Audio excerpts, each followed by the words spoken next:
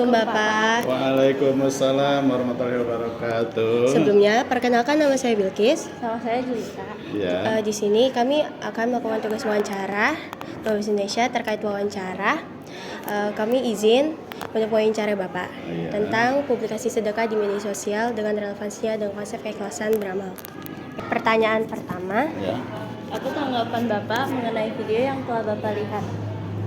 Kalau Bapak lihat video-video model orang yang berinfak kepada orang yang kurang itu cukup bagus sih, cukup menarik dan itu perlu dicontoh.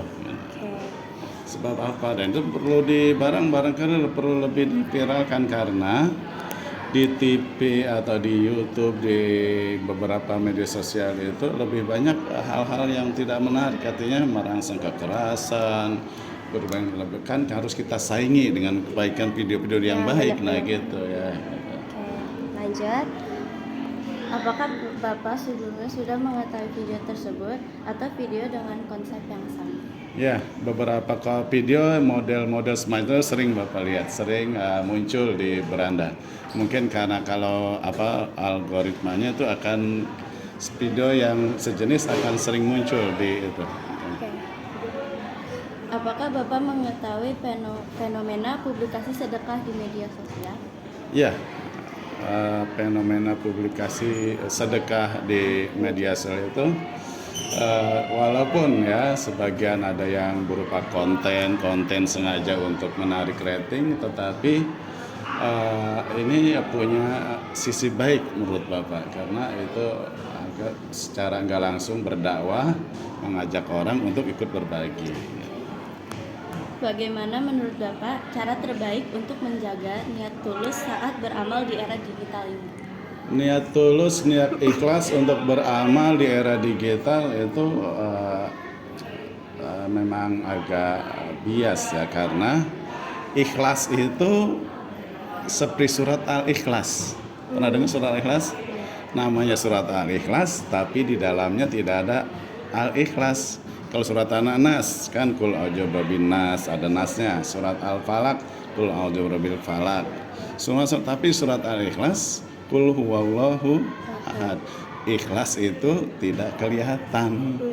Seperti surat Al-Ikhlas ada namanya tapi di situ tidak disebut gitu. Itu surat Jadi ikhlas itu memang sesuatu yang unik. Kita nggak bisa menuduh orang tidak ikhlas atau menuduh dia ikhlas, dia tidak ikhlas. Enggak, itu urusan dia dengan Allah. Tapi nanti ada ciri-ciri tersendiri gitu. Menurut Bapak, apa dampak mempublikasikan sedekah di media sosial? Punya dampak yang besar gitu ya. Pertama ya, dia bisa berdampak untuk merangsang orang ikut melakukan yang sama. Film kekerasan bisa berdampak merangsang orang melakukan perbuatan yang sama juga kan. Film porno misalnya itu kan merangsang orang melakukan yang sama. Maka kalau kita lawan film-film yang kekerasan itu dengan film-film baik, maksudnya seperti konten atau video-video orang melakukan sedekah, orang menolong orang lain, orang membantu, itu ya jadi itu yang sering tersebar bahwa pikiran orang nanti akan tergambar bahwa dunia ini penuh dengan kebaikan, bukan penuh dengan kekerasan. Menurut Bapak, apakah mempublikasikan sedekah di media sosial dapat mengurangi nilai keikhlasan dalam beramal? Bisa iya, bisa tidak. Sebab ikhlas itu tadi Bapak bilang, dia adalah urusan hati dengan apa yang dia lakukan. Kalau memang urusannya pengen sengaja, ya pengen lihat, itu kan nanti Allah yang menilai. Tapi bisa juga ada yang memang dipublikasikan dengan niat agar orang melakukan, mencontoh apa yang dia lakukan. Itu kan nilai dakwah. Ya, sebab orang juga ada yang melakukan film-film yang tidak bagus dengan tujuan agar orang mencontoh juga.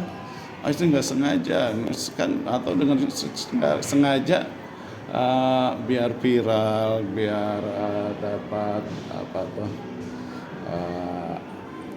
dapat imbalan gitu ya.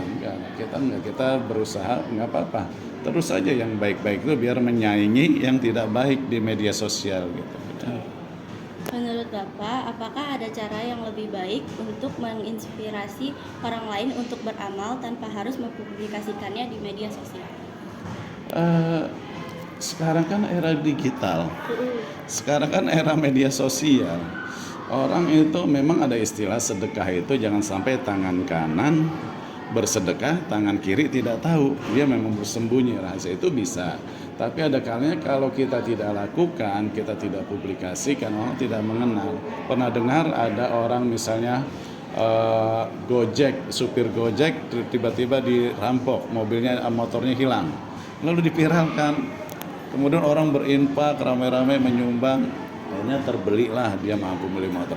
Pernah lihat orang yang sakit kritis, tidak punya biaya untuk dirawat, lalu dipiralkan, ngajak, akhirnya orang membantu menyumbang. Itu kan suatu yang bagus kan. Ini saya membantu, bahkan Bapak sendiri pernah mengalami. Ada berapa anak murid alumni yang pernah yang kerja di Taiwan jadi TKW, ngelihat Bapak lagi ini Masjid Al-Mujahadah, tiba-tiba mereka pada nyumbang loh. Cuma gara-gara ngelihat anak-anak MTS lagi nge-infak, tiba-tiba itu kan diviralkan anak MTS lagi infak pembangunan masjid, tiba-tiba ada orang dari luar negeri tergerak untuk membantu gitu. Jadi itu salah satu mempublikasikan, memviralkan, tentu itu sangat perlu. Ya, sebab kalau tidak itu kita nggak tahu kan di masjid juga ada minta sumbangan itu kan langsung. Kalau nanti orang disebutkan misalnya ini dari bapak ini dari sini 500.000, dari Jelita 10.000 itu untuk merangsang, ya dari Bilqis 1 juta itu untuk merangsang. Nggak apa sementara urusan Bilqis itu infak hatinya dengan jangan gua kan udah nyumbang kok nggak disebut nama. Nah itu baru namanya ada pamrih ya. Tapi kalau ya Allah, kalau misalnya Bilqis nggak pengen disebut namanya, misal sebut aja hamba Allah, tapi bapak sebutkan gitu misalnya, ini mohon maaf ya karena ini untuk memancing apa tulis dari sekian urusan Bilqis itu bapak dengan yang dengan media, tapi urusan kita adalah urusan keikhlasan dan telah berinfak gitu ya. Bagaimana Bapak menilai dampak publikasi sedekah terhadap penerima bantuan? Apakah merasa dihargai atau malah merasa direndahkan? Itu ada dua tanggapan ya.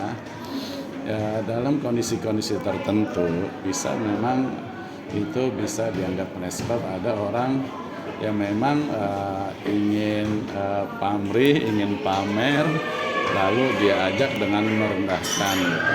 Tetapi ada juga kan memang ada orang membantu, kayak Bapak dapat bantuan untuk diberikan, tapi untuk sebagai bukti kan Bapak harus memperlihatkan ini foto ya, terima uang dari, maaf ini tolong terima sedekah dari ini foto gitu kan, ada dikirim fotonya kepada yang ini bukti bahwa itu telah diserahkan gitu. Ini bukan dipublikasikan tapi bisa itu menjadi sebagai bukti bahwa kita telah menyerahkan bantuannya. Tapi kalau yang memang ada orang ini yang sedekah datangin ketok-ketok pintu tapi difoto lalu dia itu enggak bagus ya, bisa merendahkan.